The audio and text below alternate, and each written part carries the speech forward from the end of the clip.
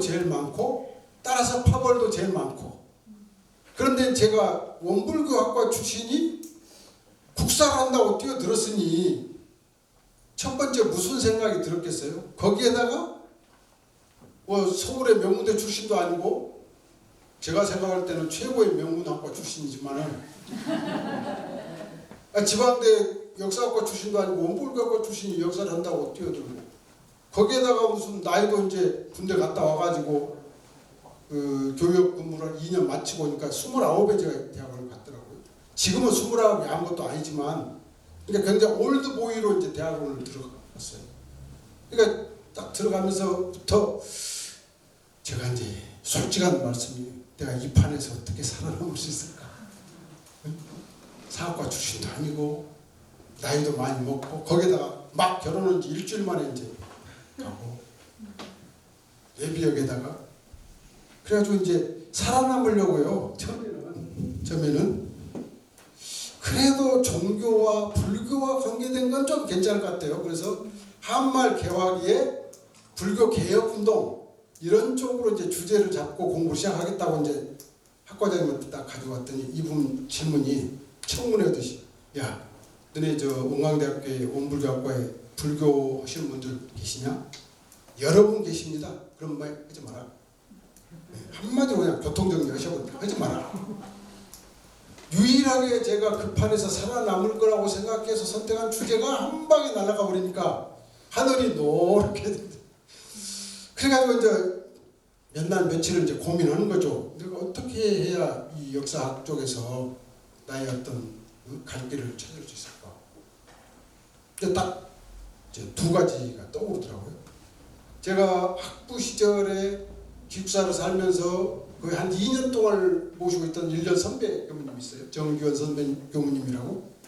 이분은 수문, 동학 이런 거를 굉장히 좋아하셔가지고 저만 만나면 꼭 무슨 양반 덕분, 아드님 덕분에 양반 되고 하듯이 원불교를 제대로 이해하려면 동학을 공부해야 됩니다. 소태산 대종사를 제대로 이해하려면 수문 최재호 선생, 해월 최시영 선생 제대로 알아야 됩니다. 맨날 저만 대고 귀에 따갑게 얘기를 하는 거예요. 그게 이제 딱 떠오르더라고. 그렇지. 그리고 소태산 대종사님이 원불교가 앞으로 드러나면 동학도 드러나야 되고 수문, 해월도 드러나야 된다 이 말씀하셨지. 그래가지고 이제 바로 그 생각이 떠올라서 찾아뵙죠. 학과장님. 예, 그러면 제가 동학을 하겠습니다. 그래 임마 동학을 해. 그 대신 지도교수는 내가 정해줄게. 이분은 이제 이성우 교수님이시라고 국사편찬 위원장까지 여기 모신 분인데 내가 직접 동학을 전공 안 했으니까 내 친구한테 너를 소개해주마.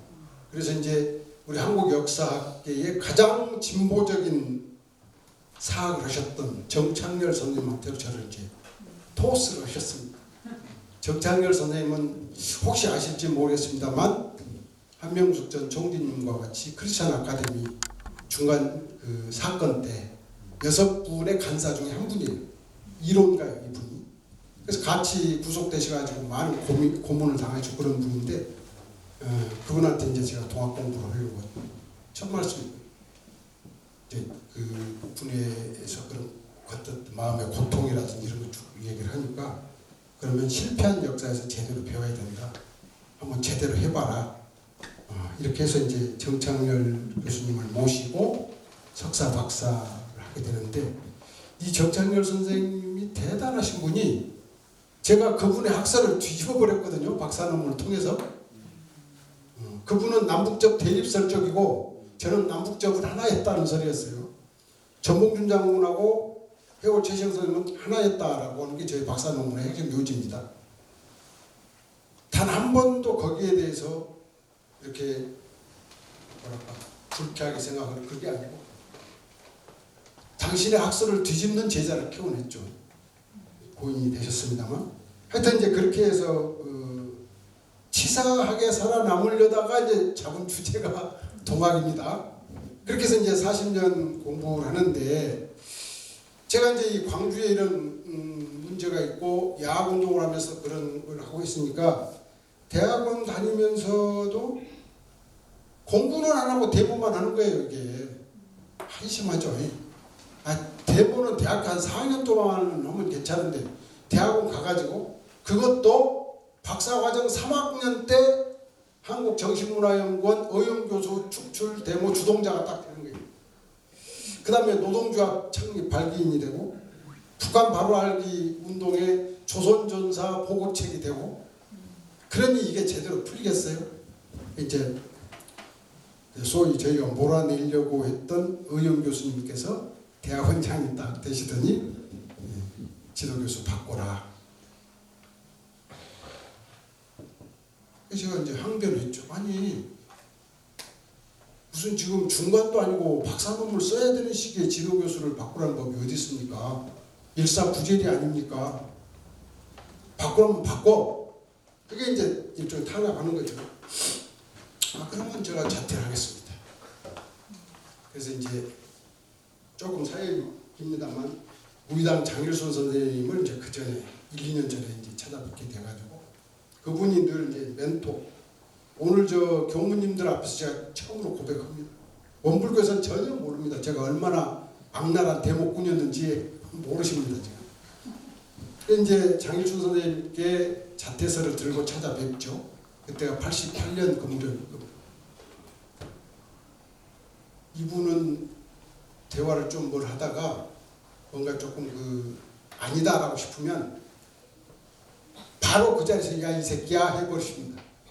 제가 이제 자퇴해서 이래서 이렇게 해서 자퇴하려고 합니다. 그랬더니 야 이 새끼야 딱 하시더라고요. 그 한마디 그냥 저는 이제 기가 확 죽었죠.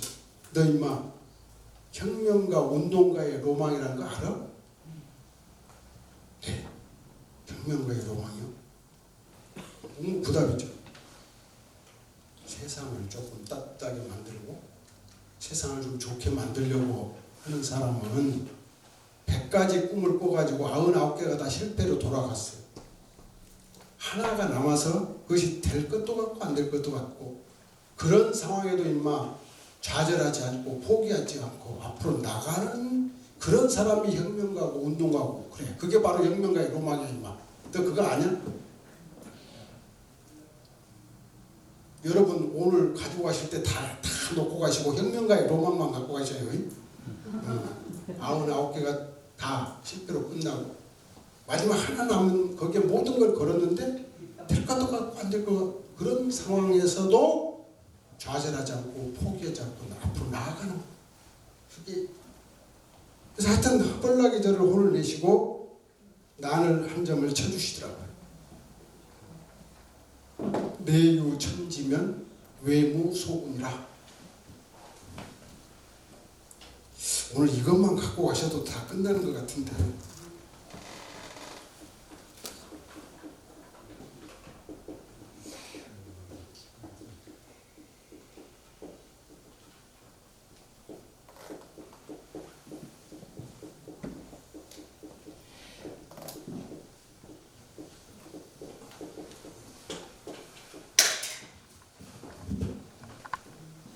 이 말씀을 그냥 간단히 정리해버리면 네가 바로 하늘님이고 네가 바로 부처님이고 네가 바로 우주요, 네가 바로 예수님이요.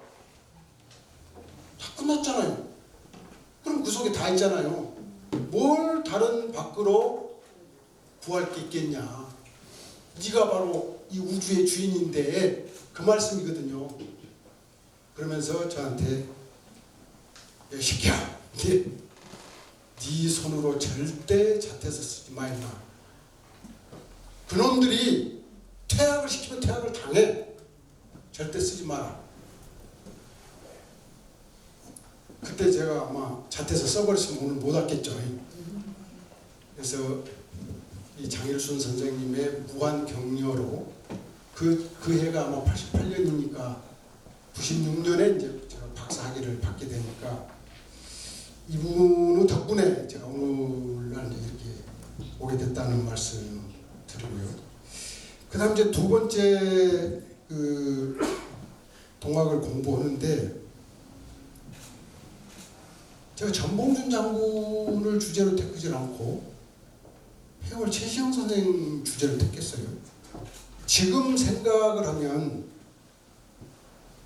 이거는 세세생생 그 누구도 가져갈 수도 없고 줄 수도 없는 엄청난 행복 같아요. 지금 생각하면. 근데 그때만 해도 83년만 해도 제가 해월 최시영 선생 연구를 한다니까 선배들이 후배들이 동지들이 야 임마 너 나사 몇 개나 풀려있네? 지금 임마 군사 독재를 타도하고 세상을 바꾸려면 전봉주는 혁명의 아이콘을 연구를 해야지 무슨 종교적 반동 해월 전봉준 장군 봉기를 비난하는 그 해월을 연구해? 그거 잘못 알려지는 건데 그러더라고요. 근데 지금도 제가 왜 해월 선생님을 주제로 택했는지 이해가 안 돼요. 아마 전생을 믿는 분들은 전생에 제가 해월 선생의 가방 못 지었기 때문에 그랬다고 그렇게 생각할지 모르겠어요. 근데 이제 그 이유가 있습니다. 딱 들어가가지고 이제 살아남아야 되니까 모든 일도 마찬가지인데 이제 지금까지 이 동학 연구가 어떻게 이루어졌는가를 알아야 제가 나아갈 방향을 알 게 아니에요. 그게 이제 선행연구 검토, 연구사 검토라는 거예요.